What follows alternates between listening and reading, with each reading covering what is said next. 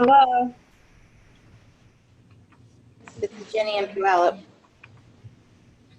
Ann, hi Anna, hi everybody, Margaret. Tri-Cities.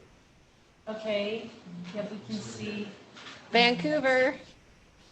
Morning. Why don't you let them start with updates? What's that? Why don't you let them start with updates there, because they're, then we can. Yeah. Course. Do we want to start with campus updates? Do you guys want to start Tri-Cities? You wanna wait? We've got it all on, our report. Okay, okay, sorry about that. No, the introduction is fine. We're not going to do the introduction Oh, yet, no. sorry guys, okay. I think we're going to start right off the bat with the election committee because they've been kind of waiting to get this done. Brandon and Tom, if you guys want to start, we can make sure, and I guess that the dean will be here at 9:30. Okay. So we can start with that. Whatever we can do to help you guys, go ahead. We send kind of like. Right, so what we're doing as the election committee is, we need to push forward a motion to, elect, we need 2 replacement alternates for Pullman, now that Todd and Roxy have been moved to full membership. And then we need 1 replacement for Vancouver as well. So what I'd like to do is put forth a motion to hold an election for both, or for all 3 positions. So that's what we're voting on, to actually take an election. I second that. Okay. So all in favor? Aye. Any opposed? Okay. How about the branch campus, or the other campuses? Everybody good with that? Sorry, any nays? This is Carla in Spokane. Yes, I'm good with that. Okay, Thank you. Right. okay, so that's passed, so now we'll have Gail work with you guys to gather up the names, put out a notice for vacancies. And Gail, do you need help with your computer, or what can we do to help you? I'm calling for assistance, and so. Do you want us to continue then until? Yeah. Okay, well, that didn't take too long. Is that all you guys Well- have? What is that, gonna be that process then, just to make sure that we're Yeah. on board with what we're gonna need to do? Same thing, so we're literally going to work marketing with Gail to put a posting out so that we have enough pool for 1-year terms, or the traditional 1-year terms for alternates in both locations. Yep. So it'd be And did kind we do of Vancouver boilerplate what too? we've always done. Yes. Okay, and then when are they gonna be due?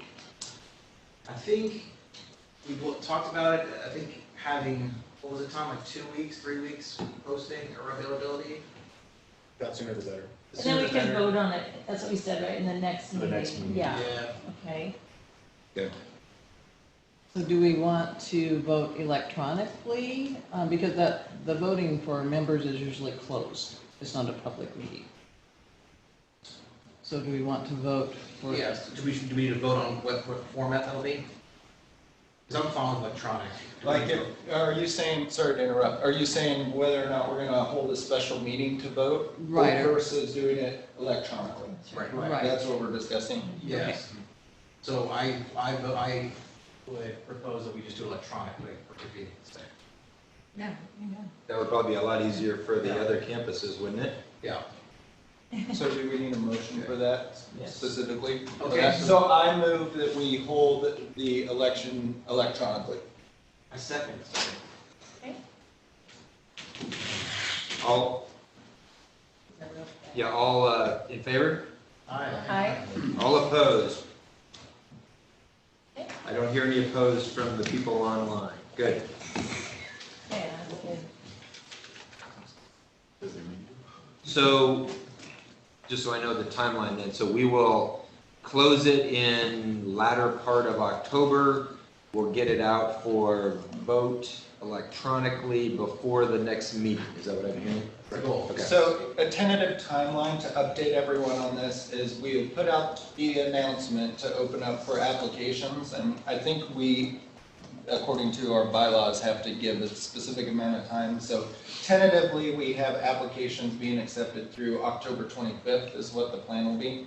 So Gail went ahead and put together a nice write-up announcement for it, and then we'll work to tweak it and get it out. So the plan will be hopefully getting that announcement out by the start of next week to allow for enough time to collect the applications and then vote after that October 25th deadline or prior to the next meeting.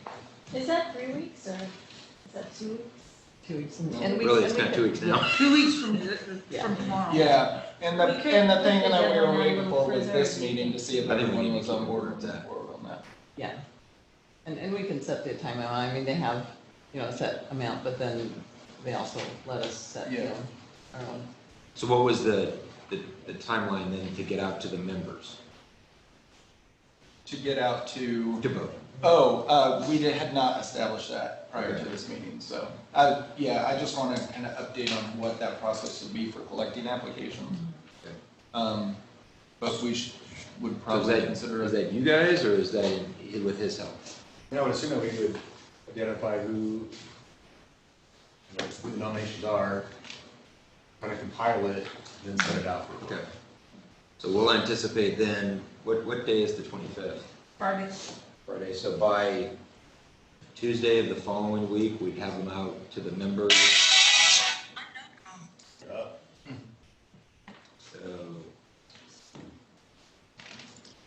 The turnaround from when the members have it to vote, well, again, Tuesday would be the 29th, and then our next meeting is what, on the 7th? But if we're voting electronically, we should vote before the meeting, right? Next Yes. meeting is Yeah. on the 14th. Yeah. So really, we don't need to necessarily get it out to the members that quickly. That's right. Because I think the members should get a full week Yeah, to review the packages and provide an electronic vote. so probably by the first of the month. That still gives us, Okay, gives you a little bit of time to get to them compile. packaged up and out. sounds good. So then we would anticipate the vote about the 7th or, Well, I think they should be due, what do you guys think? The day before the meeting, or 2 days before the meeting, so you can consolidate it and provide the results of the meeting? What day is the meeting? Is it on 14th, 14th? Yeah. Is that a Wednesday? Thursday. Thursday, okay. Yeah, so. So Tuesday, so the at least 12th. Tuesday, so we can compile it. And Okay, now, what if we have ties? I think I mean, it's in the bylaws, what we do with those, it's not really something, so maybe we'd have to resolve those at the meeting if we have ties. Yeah, so we bring those up, given the window, we bring those up in front of the committee. Okay. So that would be important then to have that as like an agenda item at the meeting to be able to discuss. So did anyone come in late on and need, is wondering what we're talking about? Okay, we don't come that often, so I think you guys are fine. Oh, okay. Yeah.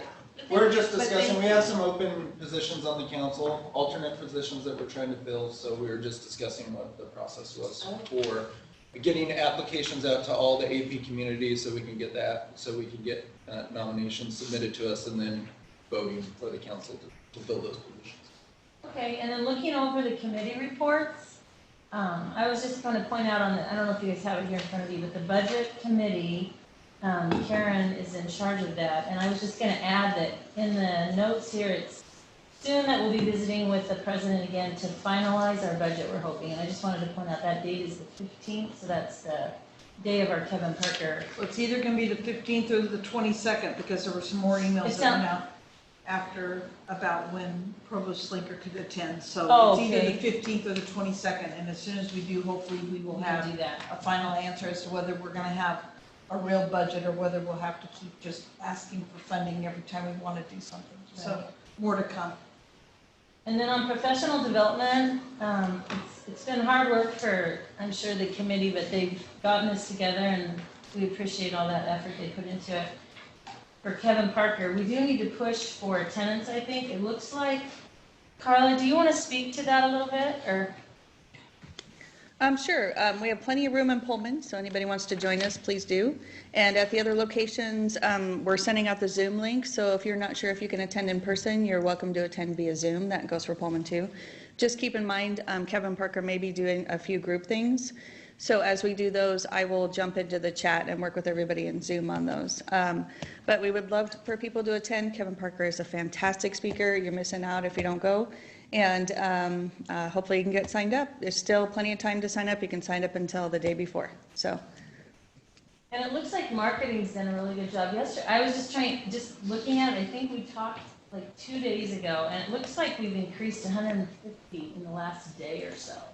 Yep, On that's the great. attendance, so that's good, but we still have lots of room for more in that big room. So it looks like we have correct me if I'm wrong, about 170 in the morning and 135 in the afternoon, including video. So, But there's only like 100 in Pullman, right, or 120? I mean, we Yeah. have lots of room in Right. Pullman, and I keep thinking that in order to keep the president on board with financing these speakers, I'd like to see these rooms filled, so whatever you guys can do, yeah, it would really be, I think it's gonna be advantageous to him wanting to continue to pour money into speakers coming. I think workday is sort of time, Pardon? workday, yeah, it's, taking a lot of time. yeah. Also, in the advising community on campus, we need a lot more lead time, especially in the fall, so we're meeting with students consistently. And the calendar fills up really quickly, and to block out 3 hours in the morning or afternoon is fairly difficult. I plan on going, but I know a lot of my Yeah, colleagues, that's- it makes it really difficult for them. Those are good Yeah, they points. picked the date way back in the summer, and it's been advertised. I think one of the issues was that the signups weren't live until just recently.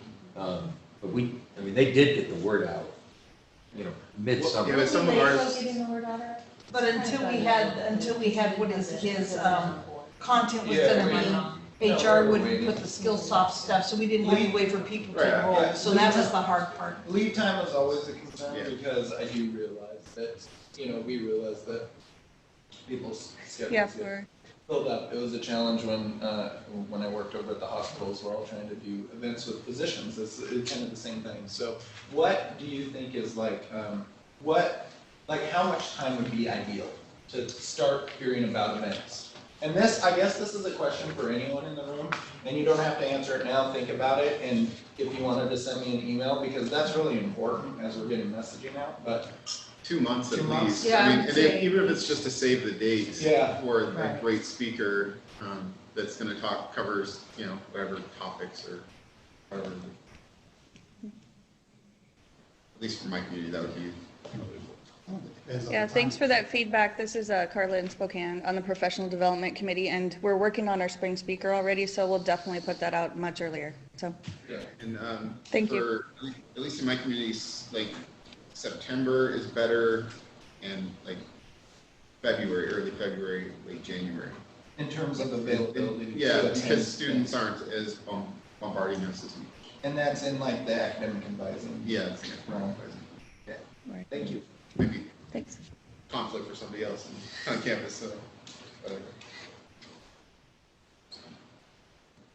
The forums, we've gone to 3 out of 4, except for Pullman, we haven't scheduled yet, right, is that right? And Stephanie wanted everyone to know that we're working on getting the answers to all the questions that were brought up.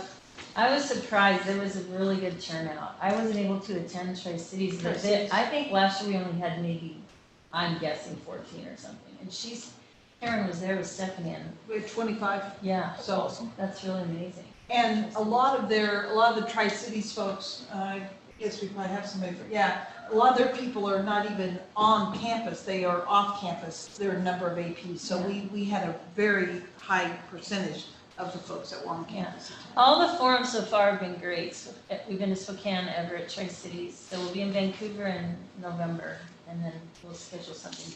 Can I make one comment? Okay, so one thing about Tri-Cities, and I'm kind of speaking for Carla and myself. One of the things that they asked for was about the elections and how heated they could get, and how, especially when you're advising students, and in my book, even when you're dealing with colleagues that may have a vested interest one way or the other in the elections. We're thinking about trying to put together some sort of a panel with, and it'll be on President's Day, so consider this a save the date. We thought we'd do President's Day because the students are gone, but the faculty staff's all here. Trying to do something with maybe the AG's office. Who else do we talk about, Carla? Oh, we were talking about having a professor from political science also be Right, there. political And science. then for some conflict resolution ideas, looking for a speaker for that, so. And Wellcoog, and kind of around the whole topic, because I think they are concerned about how, I hate to use the word well, how contentious it could be, or ugly, or whatever word you want to use. And so that's what we're planning, and I haven't had a chance to get to the AG's office yet, but we thought they might be the number one person that would probably need to be involved at that point, what we can and can't say, and what, you know, and talk about First Amendment rights, because apparently there was You a. want to clarify, this is national elections, not our APAC election. Oh, no, this is for APAC election. Okay. No, this is, sorry, this is for the presidential elections coming up in, 2020. So I thought they had a really good point, and it's kind of a timely thing, and I thought it was really important that if we were going to actually try to let them know we were listening, this is something we can do. It's not gonna cost a lot, and I think it's, and we'll probably have it in the Spark. I think we're looking for this, we got the Spark round room, and, so, anyway, save the date, President's Day, probably morning. I'm thinking 2 hours, 9 to 11. Oh yeah, I already know what, 9 to 11. So, that's kind of what we're thinking. That was one thing that was brought up at the Tri-Cities, forum. So, Karen, thank you for bringing that up. This is Michelle Parvinen in the Tri-Cities. And yeah, that was a big discussion, so I appreciate that you guys have already taken action on it. Thank you. You bet. You bet. was there significant attendance from the research stations or the extensions at the different forums? No, we're looking to have one via Zoom for just extension. Is that right? Right. That, It's been talked about. we're working through what, if that could happen and what that process would look like. Okay. And then that will probably be one of the topics that you will be chatting with the president about. In our next in meeting. October. One other quick thing, I was looking at our council member directory on our website, and I noticed a couple of things on it. If you guys want to take a look and make sure all your information is up to date, because poor Gail can't keep track of everything, and I noticed there's a few inconsistencies. You could send, if you have changes, you can just, or updates, you could send them to Eric. And also, I didn't finish on the committee updates. Eric has a really good update there for the marketing committee, if you guys haven't cruised through that. A place where you can send news to him, photos, whatever, any updates, current things that he may not be aware of or that you'd like him to consider for the newsletter, or whatever else he might be working on. So there's where you can connect with his email right there for that. I had one more thing. Stephanie brought up. I think we'll introduce now because we have guests. I'm Sue Gilchrist. I'm the vice chair for APAC. I work in ITS. Oh, I'm Gail Anderson. I'm faculty in APAC support. This will go this way. Oh. Counterclockwise. No, all right. And Karen Garrett, I'm the APAC treasurer, and I'm in IT.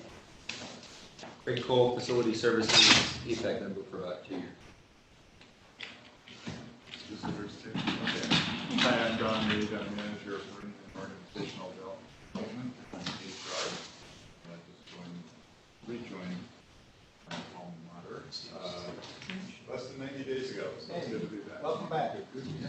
Okay. Go good. Todd Bannock, new council member with Engineering and Technology Management. Josh Whiting, new council member, Wayland College, electrical engineering, computer science. Anita Orton, Human Resource Services, ex officio. Allie Brethauer, new member, Office of Academic and. I'm Debbie Rube with the College of Arts and Sciences. I was actually on the original APAC committee, way back. That's frightening. Carla Shelton in the College of Arts and Sciences Dean's Office. Joanna Stewart, College of Arts and Sciences, Dean's Office. You're going to meet me in just a minute. James Bledsoe in the Academic Success and Career Center, Senior Career Coach. I'm Brandon Friss. I'm an academic coordinator and advisor in biological sciences, and I've been on APAC for a little over a year. Tom Sanford, WSU Athletics, Assistant Director for Academic Services. Eric Hollenbeck, I'm a communications manager in the Carson College of Business. This is my second year on APAC, and I chair the marketing committee for APAC. Tri-Cities, good morning. Hi, I'm Michelle Parvinen with the Tri-Cities. I serve as an alternate. Okay, And I'm the only one here right now.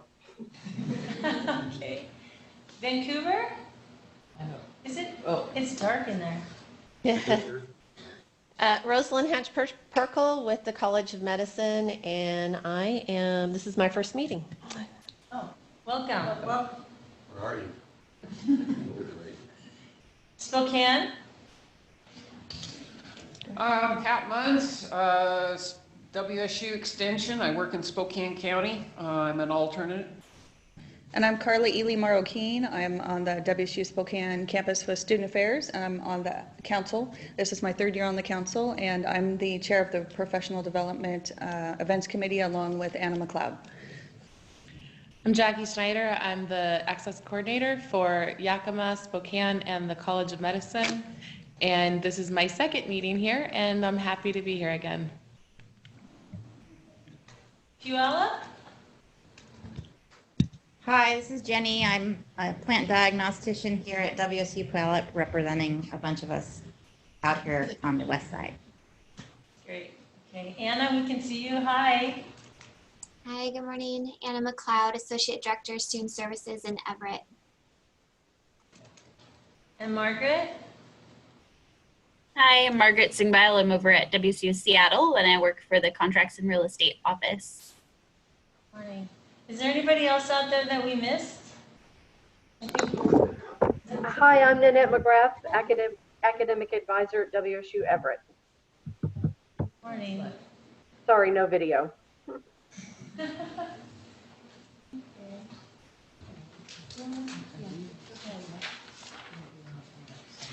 you want to come up here? Good morning. Hi. Now he gets to introduce himself. I guess so. I had some slides. Okay. Did we get those sent over, or do you want me to? You'll have to hook up with your laptop because this is recording the Zoom meeting. So kind of, yeah, and then, yeah. What, how do we do the hookup? Yeah, there is.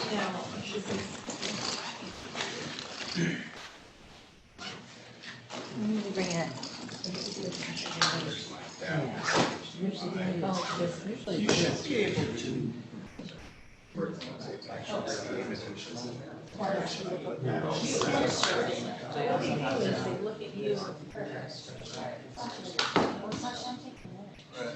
I can't see minutes. No, I was just wondering about.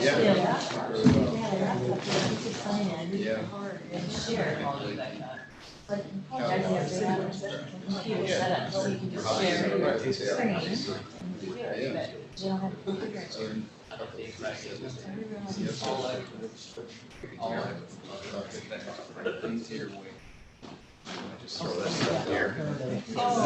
Running a second laptop.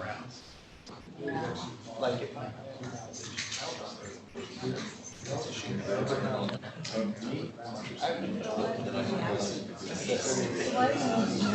Well, Keep it started. not much you can do. Right, is there? Except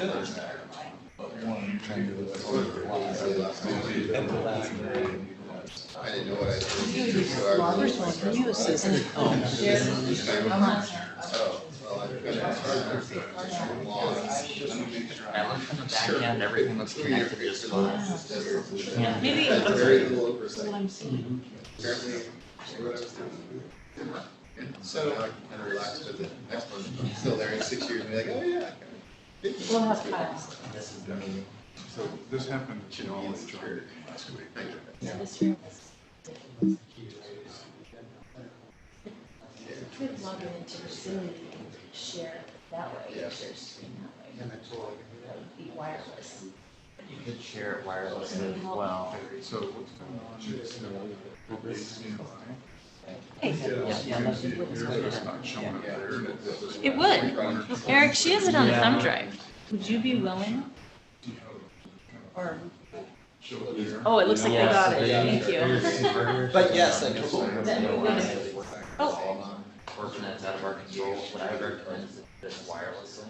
Okay. So let me walk you through I don't understand why they can't make the changes. Sorry for the trouble. We've got a flash drive too, I don't know if that's, what do you need? I'm just gonna open up, yeah, sure. Firefox. So right now, that's what's on there. So it's on. And you'll need the Yes. I think I'll just connect it through the Zoom. Yeah, that's That's right, yes, okay, thank you for having that. Yeah, we were hoping that they would have it fixed, on the issues.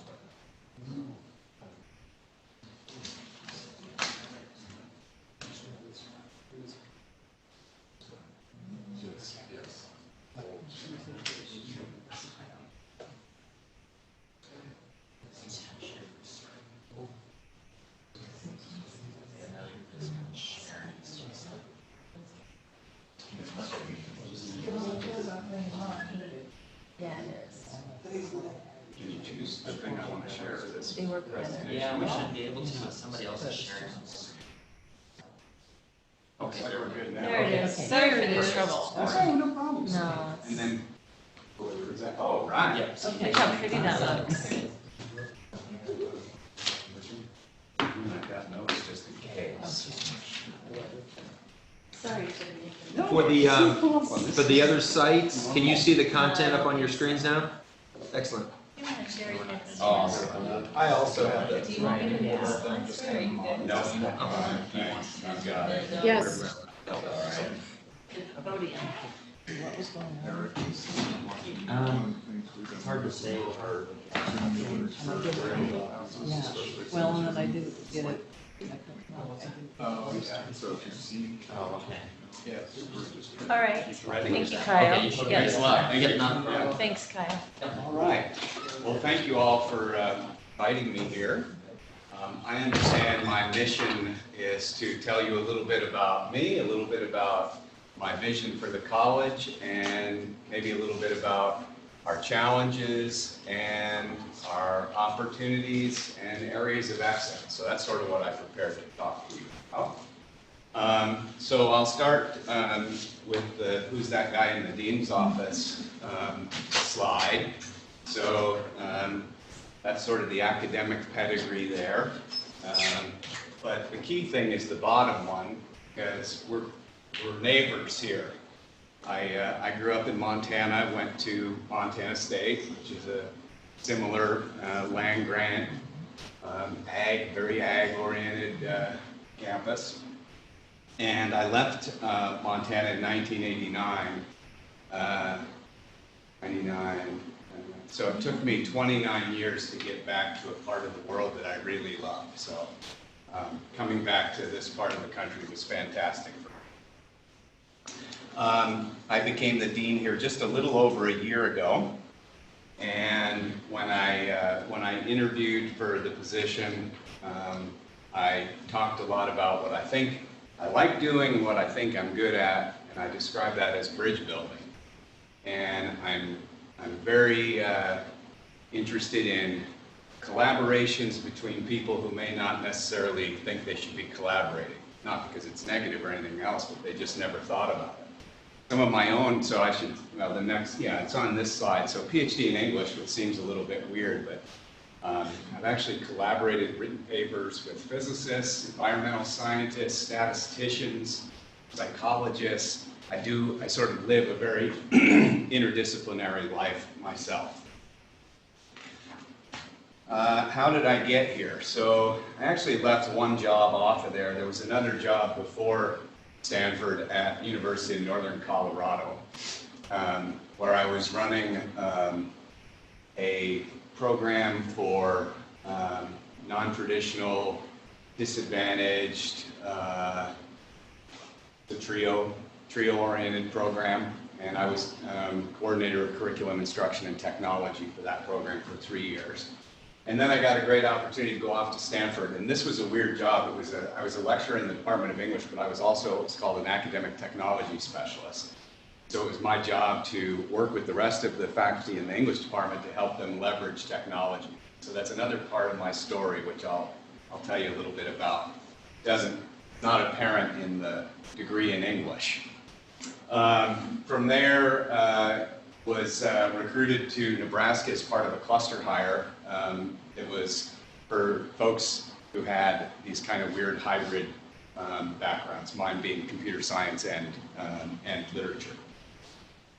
Went off to Nebraska, eventually became Associate Dean of Research there, and that was the position I had right before coming here. And that's a weird thing to have an English professor in the Associate Dean of Research position. And some of our scientists at that time were like, what in the world are you going to do with that for? What does he know about grants? But I have done some pretty considerable grants. The biggest one, about 800,000, so not the big, huge science grants, but still some experience with that. And then came here, and my academic home here is English and data analytics. So I'll tell you a little bit then about my research, and this is my most recent book. So I've kind of hinted at this already, that my research area is in the use of computers and natural language processing and machine learning applied to the study of large collections of fiction in my case. So the biggest corpus that I ever worked with was over 2 million books, and that was not as an academic.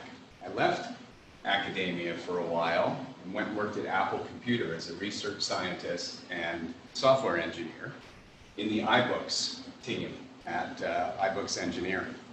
And we had a really big corpus of books there to play with. I've written 3 books myself. The first one was called Macro Analysis, Literary History, and what was it called? Digital Methods and Literary History. And it was the first book in the field to really take on what we could do with a large number of books. How could we mine and learn something about literary culture, literary history, by studying thousands and thousands of books? One of my highlight career moments was there was an article written about me in the Chronicle of Higher Education, and the opening line was, Jonkers may be the first professor to assign 1,200 novels in one class. After writing the first book, Macro Analysis, a lot of people who read the book said, God, it'd be great if you could now write another book that would teach us how to do it. So I wrote another book called Text Analysis with R. R is a programming language for students of literature. And so that one was published by Springer, and it's done very well. And they wrote to me recently, asked if I'd do a second edition, which we will deliver on Halloween. So I invited one of my graduate students, now graduated, to co-author the second edition with me. So we're excited to finish the proofing over the next couple of weeks. And then this is the most recent book, though. This is a book that I wrote with a former graduate student of mine from Stanford, Jody Archer. And Jody had worked in the publishing industry before going off to come to graduate school, and so she had a lot of experience as an acquisitions editor, and she always wondered about bestsellers. So she came to my office one day with a crazy idea. Do you think that there's a signal that we can detect algorithmically that is the secret sauce of bestsellers? And we found one. We can detect bestseller material about 80% of the time. So it's not a perfect algorithm, but pretty good. The code that we developed for that, I was still at Nebraska at the time, won the Breakthrough Innovation of the Year at Nebraska. And Jody and I, before I left Nebraska, we had gotten lots of readers sending us emails saying, can I run my manuscript through your bestsellerometer, we called it, the bestsellerometer. And so Jody and I finally caved and started a consulting business. So we started up a little business and have been running manuscripts for a couple of years and helping authors. So, so what are the elements of a bestseller? what are the things that you can compute about what makes a bestseller? And we define bestsellers here as those books that hit the New York Times bestseller list and stay there for at least 10 weeks. You can't, this is interesting, I didn't know this, but Jody taught me. You can buy your way onto the bestseller list. So if you write a book and you go out then after it's published and buy 5,000 copies, that's enough to get you on the bestseller list. But not a lot of people can do that for 10 weeks. So we set that criteria that it had to be a book that kind of had staying power. But we compute about 5 different areas of things in a bestseller. We look at the style. There's ways of crunching the words in a book to measure the way the author uses the word "the." It turns out to be important. The word "of" and all those high frequency words that we just throw around, turns out that those are really important measures of style. And then we can harvest out the topics in the books as well. And so we know, for example, that when you combine certain topics together, that creates the right sort of foundation for a bestseller. So family life and hospitals or something like that. So you've got this sort of inherent conflict or contrast between those two things. And then we did some other things that look at the shape of the plot, the way that the authors use emotional language. We look at the way that characters get expressed, so you can, every time a character is mentioned in a sentence, that sentence will also have a verb in it telling you something about the way that character is acting. We call that character agency. So we use these complex algorithms to parse all the sentences so that we know who the subject is and who the verb is, and then you can study that. So that's how that works.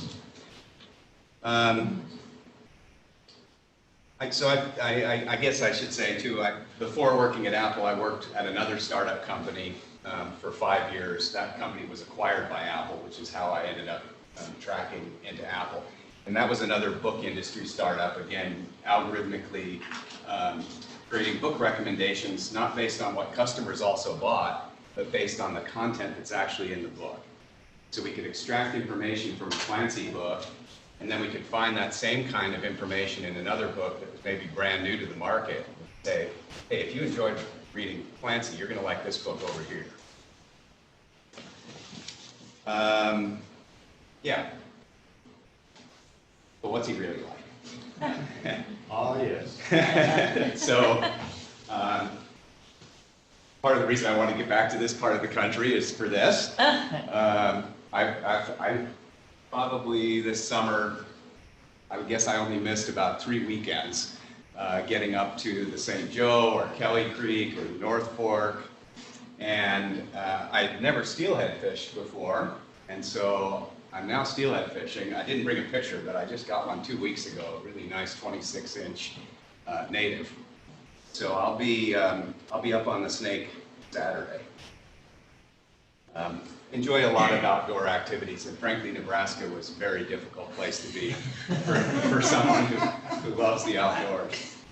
There is a secretly hidden away blue ribbon trout stream in northwest Nebraska. It's called the Snake, actually, the Snake River. But it's all private, but I was able to buy into a club, so that was good. Got a little bit of... So that's me. And now let's talk about the college. And one of the things that we've done in the last year since I've been here is to revise and update and rethink what our mission is and our vision and our values. And some of you may know the history of the College of Arts and Sciences is that it was a College of Sciences and a College of Liberal Arts that were merged together about 6 years ago, 6 or 7 years ago. And when they did that merger, I think for very good reasons, they built a mission and vision and values statement that basically represented everyone in those groups to the biggest degree possible. So this thing was like 1,500 words long. And I think we've got it down to 87 words now, our total mission, vision, and value. But I think that was important logistical kind of coming together work that needed to happen, and now we're gelling, starting to see ourselves as a college, and so we have a unified mission, which is to discover, to create, and to educate in service to our state, and the nation, and the world. Pretty simple. Very much a land grant mission as well. Our vision is this: in an age that too often values information over understanding and immediate results over long-term growth, We are the big thinkers. Fulfilling our mission means asking the bold questions that drive knowledge forward. That's a distinct kind of thing about a College of Arts and Sciences that's a little bit different, say, from a College of Engineering or College of Business or something else, which has a very focused sort of direction. We're going to make engineers. We're going to make CEOs, right, or something like this. A lot of basic research gets done in the College of Arts and Sciences. We do applied work, of course, but very, very driven by what are the big questions, what are the things that we don't know that we want to know. Which isn't to say we don't solve problems, we solve problems too. And our vision is to encourage in others and to demand in ourselves an openness to unfamiliar ideas, a willingness to collaborate across boundaries, and a shared commitment to durable learning and creative thinking. And this is important. So a College of Arts and Sciences is a strange, bizarre kind of animal, right? We've got fine arts, music, physics, criminal justice, psychology, English, history, sociology, biology, School of Biological Sciences, School of the Environment. So it's a really diverse mix. And so you've got it all. You've got every type of crazy. Right? And so I'm a bit of a traditionalist when it comes to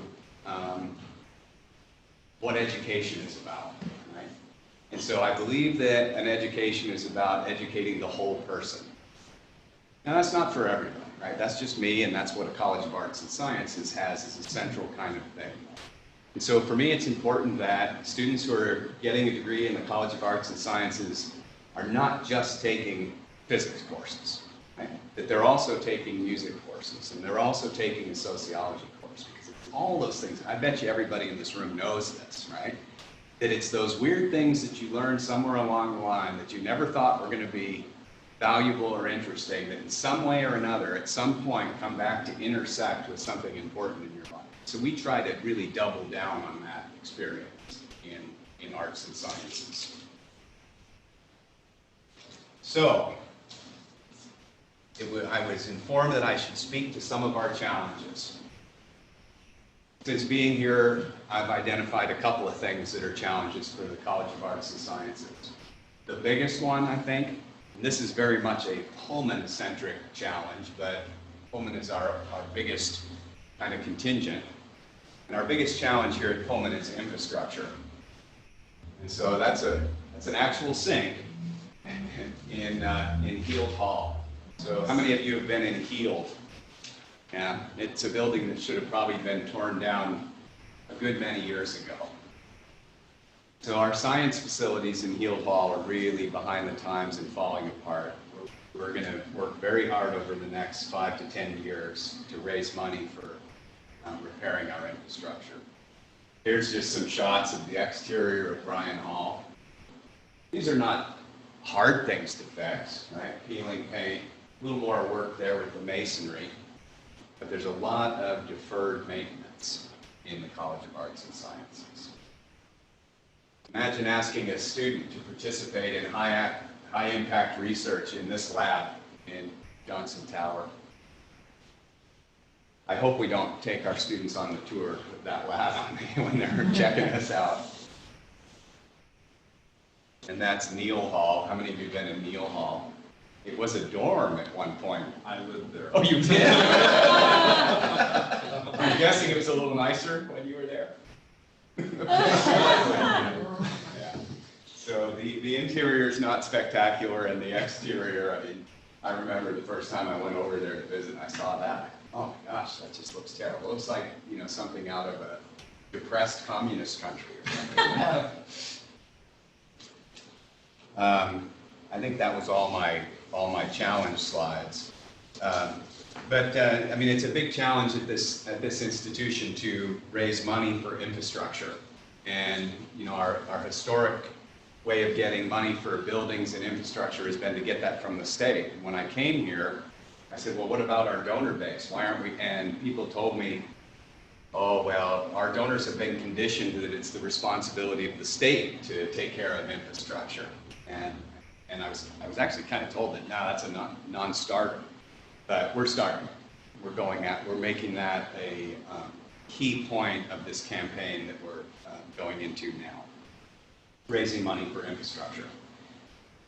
So I couldn't end the talk on those slides of Neil Hall, right? We have to talk as well about, so when it comes to awesomeness, it's not our buildings, it's the people who are in them. And I could tour you probably through all of our departments, but I mentioned a few of them a minute ago. I think we've got 13 or 18 different units, so we won't do the full tour. You've heard of the poet Walt Whitman. He wrote this famous poem, Song of Myself, right? He said in there at one point, he said, I am vast, I contain multitudes. And that's how I think about our College of Arts and Sciences. We're vast, we're contradictory. He said in the same poem, he said, I contradict myself, so what? I contradict myself. We do that all the time. We have competing interests and conflict, and part of my job is to try and turn that into constructive conflict. Good ideas arise out of points of disagreement. Anthropology I missed, chemistry I forgot. Let's see, languages, cultures and race, math and statistics, politics, philosophy, public affairs, psychology I got, women's and genders and sexuality studies. So that's all of them. And that's not all the programs, that's just the unit, the academic units. We've got many programs as well. In addition to all those departments and all the good work being done in there, we have any number of centers or institutes. So you probably have seen the really nice building for the Institute for Shock Physics, right? So that's one of our real jewels.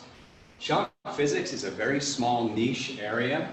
And really, outside of WSU, the only place that kind of work really gets done is in the national labs. So we're very distinct in our work on shock physics. We also have the Center for Digital Scholarship and Curation, which, among other things, has developed a content management system specifically designed for preserving and archiving Native American materials in a way that is very sensitive to the traditions in those communities. Right? So it's not just like you throw it up on WordPress. There's certain sensitivities. The Center for Materials Research, the Foley Institute for Public Policy. How many of you have gone to a Foley lecture? They're awesome, right? So Cornell Clayton over there and Richard Elner bring in fantastic speakers. And there's going to be one here in a couple of weeks. John Hibbing, who I know because he was a Nebraska guy.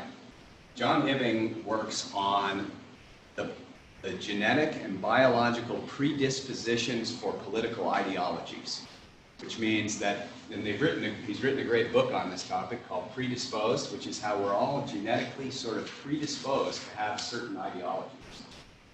It's kind of so go to that lecture, that'll be fun. The Franceschi Microscopy and Imaging Center, the Geoanalytical Lab over in Webster, the Institute for Nuclear Science and Technology, and many, many more of these. These are places where people from a discipline get together to do really cutting-edge research. We have awesome students, faculty, development team. This is just the report from August, which is a slow month, right? Because most folks are off campus, but our development team secured a $1.5 million estate gift to create a chair that will be in chemistry. We had some students doing some pretty incredible things. Our School of Music director was over in, where was he? I can't remember. India, doing courses over there. So we've got this national and international reach. Our students going out to other places, other countries, our faculty going out to other places. And again, representing this huge breadth, music, physics, right? The whole thing. I came to WSU a year ago, and one of the things that you wonder about when you're taking a job like this is, what's the team going to be like? And those three of my team are back here right now. I will get choked up, actually. Aw. We've got an awesome, awesome team. Dedicated people. I love that about this place. I mean, that Cougness or whatever it is, right? And so all credit to the team because they make this happen. They make us look good. So important. So I thank them. I try to thank them often. We need to get pictures though of Becky, Morgan, and Patricia. It's been done. No, Joanne. Wait for them from. All right. So that was the formal presentation. So happy to pick it around.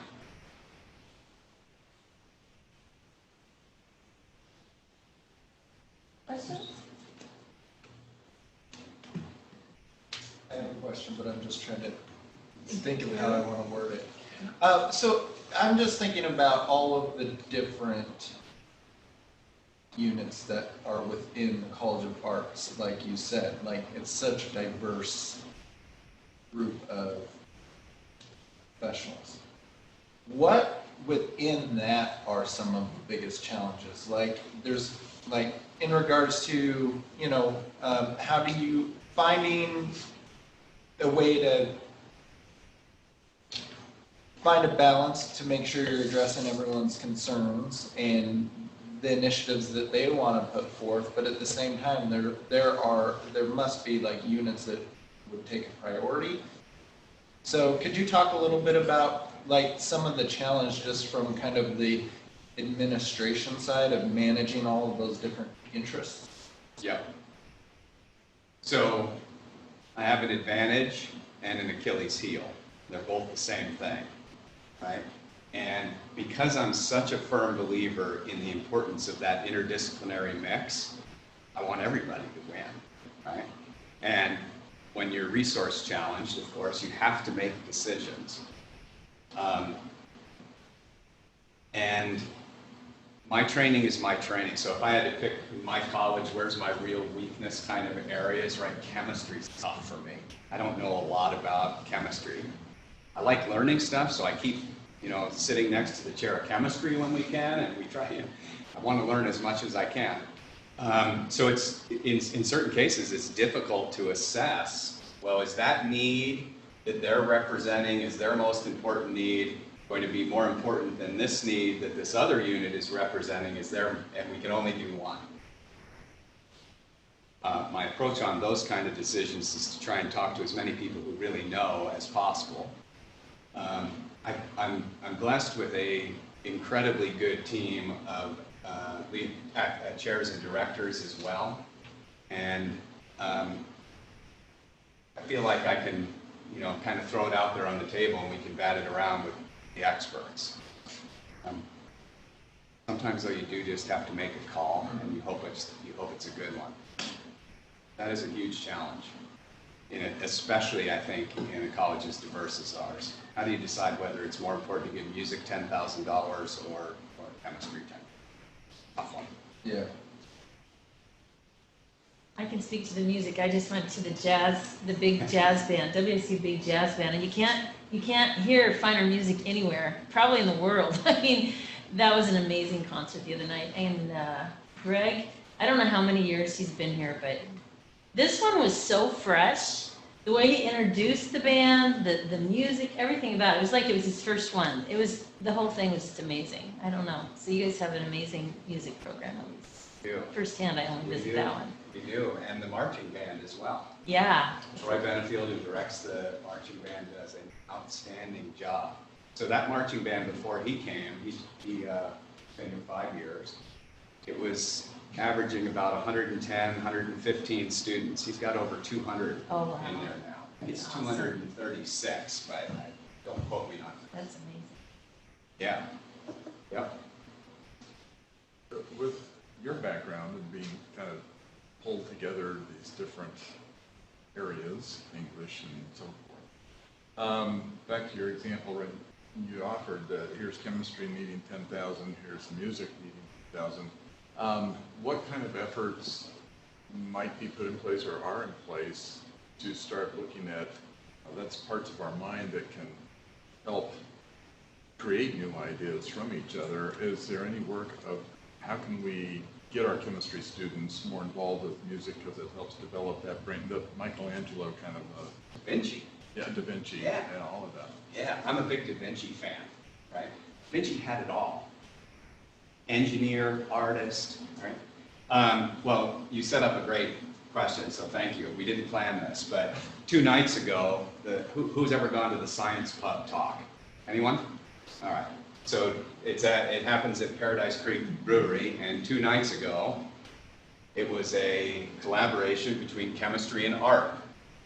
And it was quite cool. So the chemists had developed these paints that change color when the temperature hits a certain point.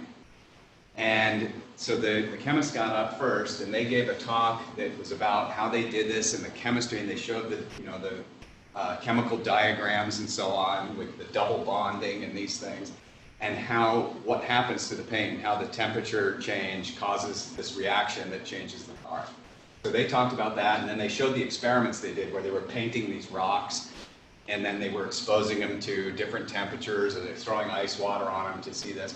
And then, so the end result of this is going to be an outdoor mural.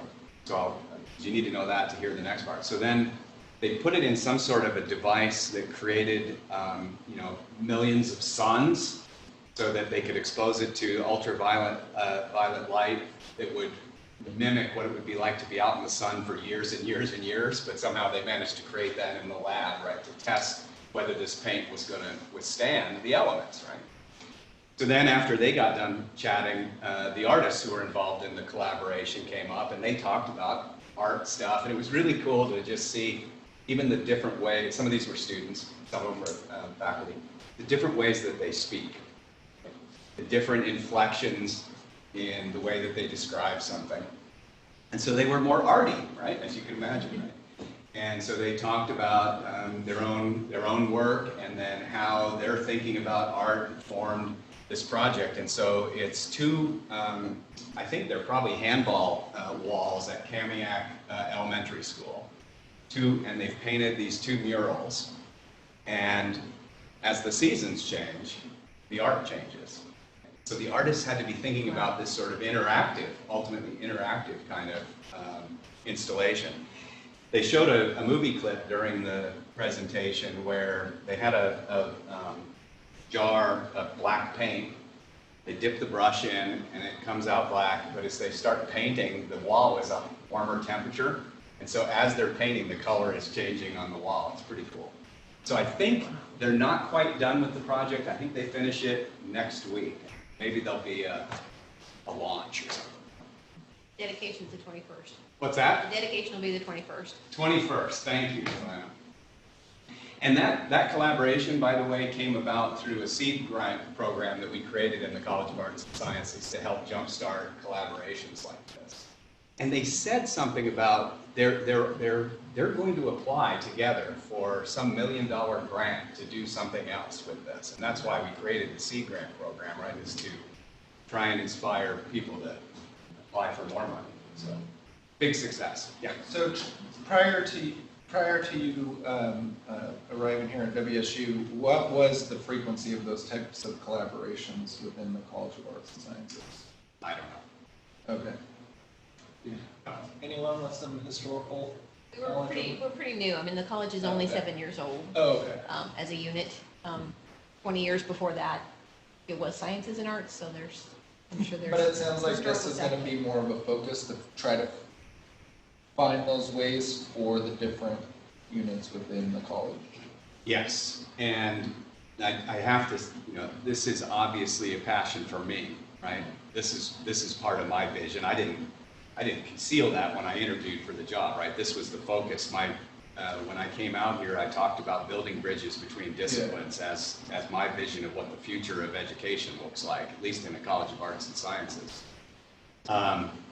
But there's tons of research now that's beginning to support this idea too, that many of our disciplines within the college, not just other colleges, but within our own colleges, in our own college, our disciplines have become very siloed, right?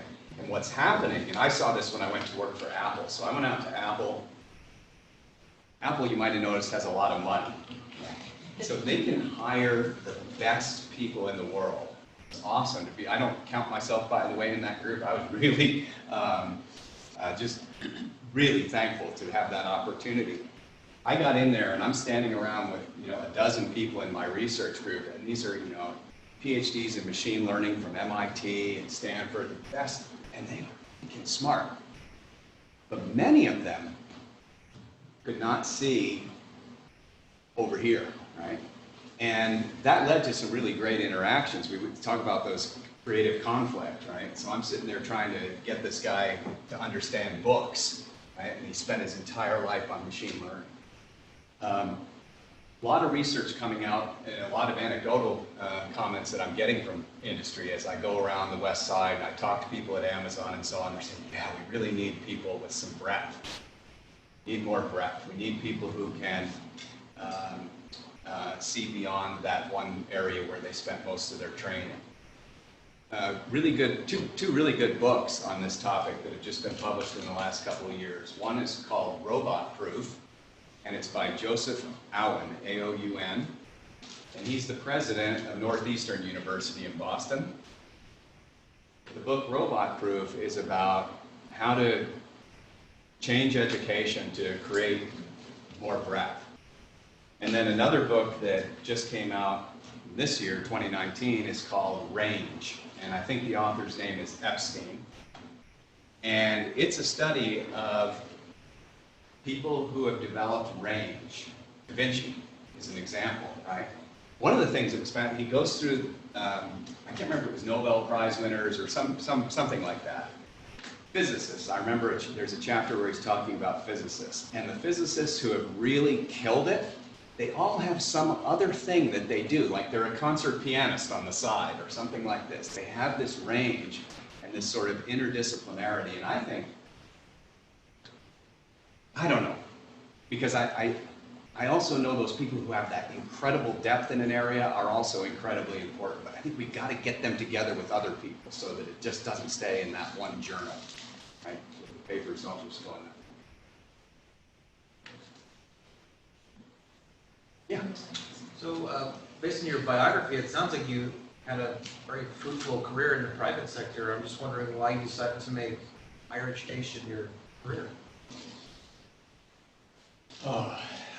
Well, so I mentioned I'm on my third startup. I've got one that I'm closing now and another one that's just starting up. So I haven't completely abandoned that, but I have to have teams that can do most of the work because I don't have any time for that now.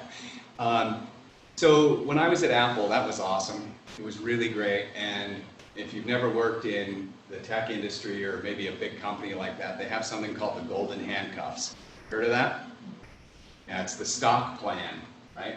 And so they create this situation where they give you all this stock, but it vests over a long time. And then each year that you're there, they give you a little more, but it's again split into 4 years.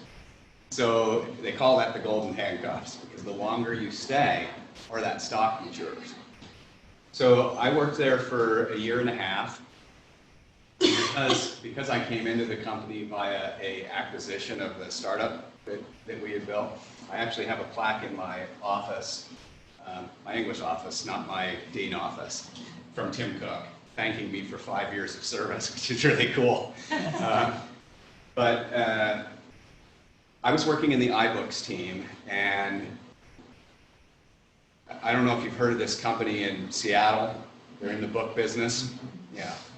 Amazon controls something like 65% of the ebook market, and it just isn't likely that Apple's going to be able to take a bite out of that market share.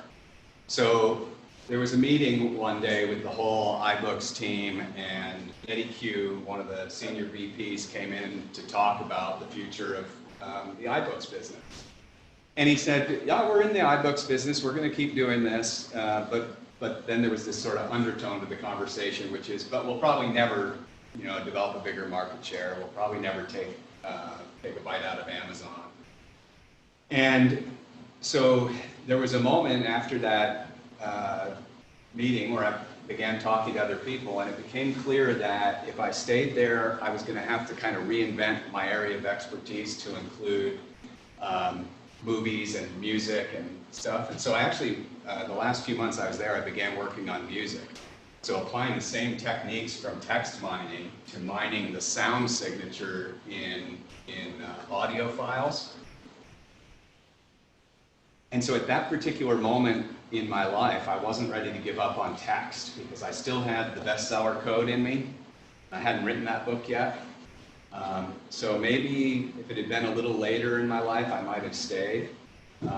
I do keep, underneath the plaque from Tim Cook, I have the business card of my boss at Apple. And I have a little note on it that says, in case of emergency, call. So if academia gets to me, I'll call VinCat. Can I ask you something about the text analysis, that bestseller code? Yep.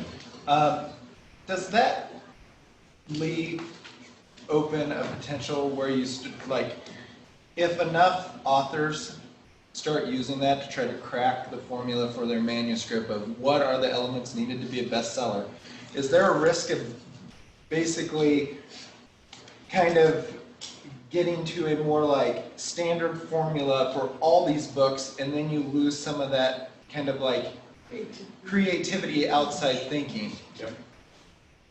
We have a whole chapter on that. Okay, so you're saying pick up a copy of the book and read the book? Yeah. I'll sign it. So we have a chapter sort of about that, and also about machine-generated novels. Because that's a thing now. It's happening, and there's even some prose now that's been written that can pass the Turing test, sort of, right? People can't tell the difference whether it was machine authored. A lot of the news feeds that we get, by the way, are machine generated. Yeah, like sports information, when you ask Siri who won the Packers game, the Packers were narrowly defeated by, right? A human didn't write that. Right. Yeah. So the other part of the answer to the question, though, is that people are constantly innovating. Machines aren't very good at innovating, right? So the bestsellerometer has an 80% success rate. There's another 20% that it gets wrong. So guess what? The bestsellerometer did not think Game of Thrones was going to be a bestseller, right? And there's other ones that it missed, and those are sort of new. I mean, Game of Thrones is a different kind of book. Yeah. So I think there will remain room for human creativity, no question. I was going to say one moment. Yeah. Could we have you move over? I'm sorry. Our offsite people apparently can just see the back of your head, and I just got the message, so. Sorry about that. We didn't know that either. Okay. Yes, sir. Hi, Matt, James again with the Academic Success Career Center. I did my undergraduate with an interdisciplinary focus. Good. And coming to the end of a long road of graduate work in career technical education and instructional design.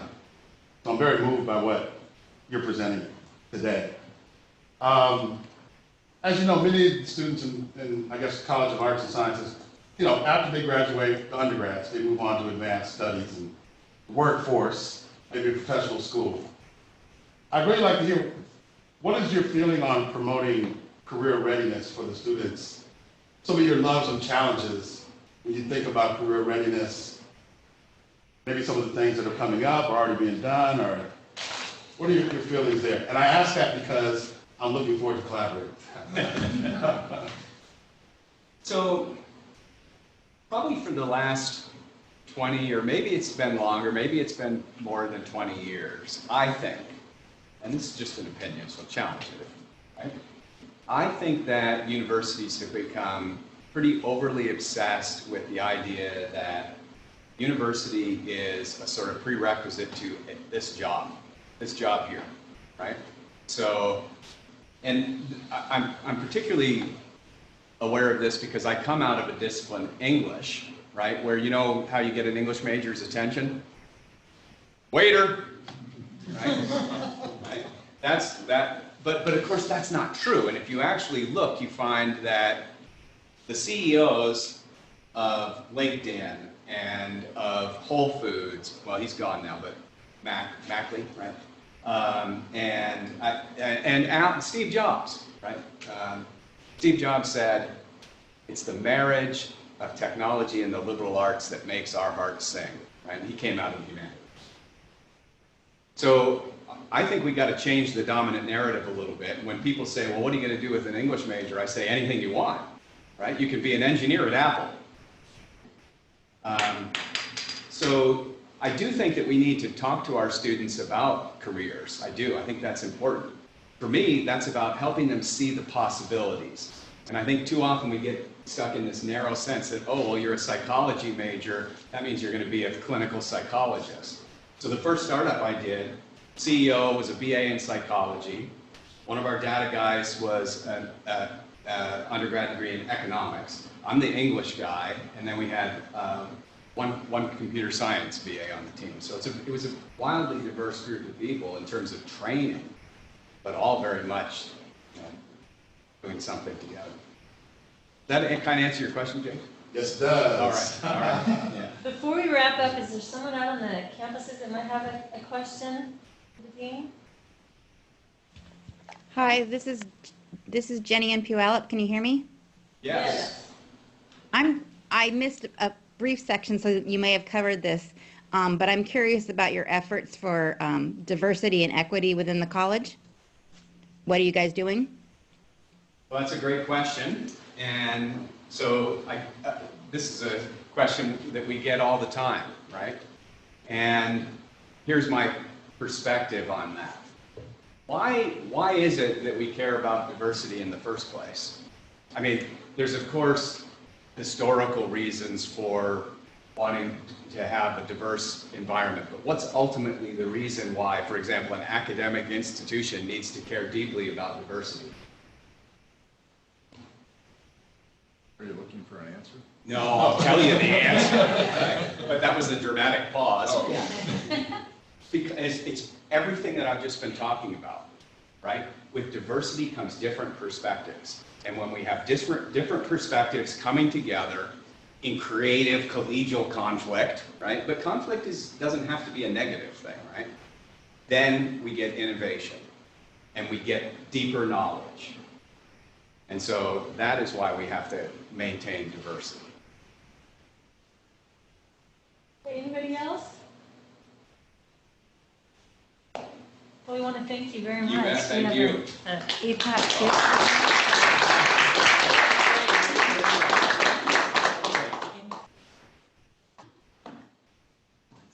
Great. You're welcome.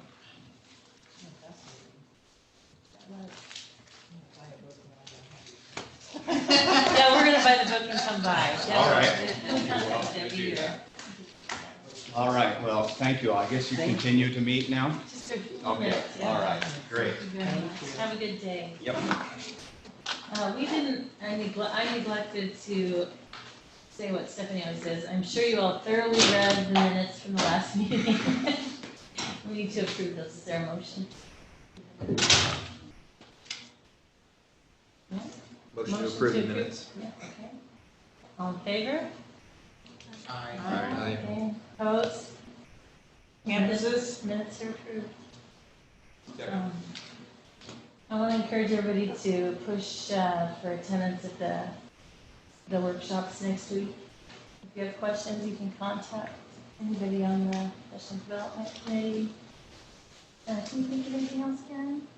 And Okay. then the reception for the. Oh, yeah, we have members reception. Oh, my for gosh, I forgot all presidential. about that next week already. Yeah, it's the same day as Yeah. Kevin Parker. What time is it, 5? I think it's 5 to 7:30. Five. So Five then- to Yeah, so if you've 6:30. not, Yeah. if you've not RSVP'd back to the president's office, please do Yeah, so. RSVP. But, Yeah, that's a good point.